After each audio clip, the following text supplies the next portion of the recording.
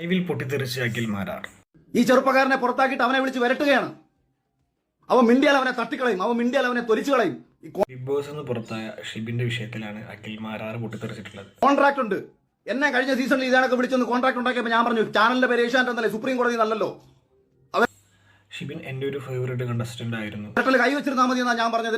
എന്നെ വിളിച്ചിട്ട് കോൺട്രാക്ട് ആണ് അഖിൽ അങ്ങനെ സംസാരിക്കരുത്, അഖിൽ ഇങ്ങനെ സംസാരിക്കരുത്. ചെറുപ്പക്കാരനെയോ ഒരു വ്യക്തികളെയോ നേരെ ഇത്തരത്തിൽ തെമ്മാടിത്തരങ്ങൾ കാണിച്ചു വെച്ചിട്ട് സ്വന്തം വിഡ്ഢികളാക്കുന്ന ഇമാതിരി നാറുതരത്തിനെതിരെ ശക്തമായി പ്രതികരിക്കാൻ തന്നെയാണ് ഉദ്ദേശം. ഒരു വിഷയം വന്നപ്പോൾ ഷിബിൻ അത് ഉൾക്കൊള്ളാൻ പറ്റിയിട്ടില്ല. ഭയങ്കര ഒരു വിഷമത്തിലായി.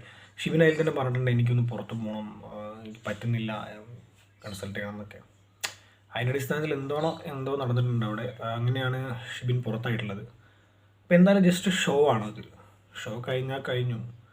അത് വീണ്ടും ഓരോ പ്രശ്നം ഉണ്ടാക്കേണ്ട ആവശ്യം.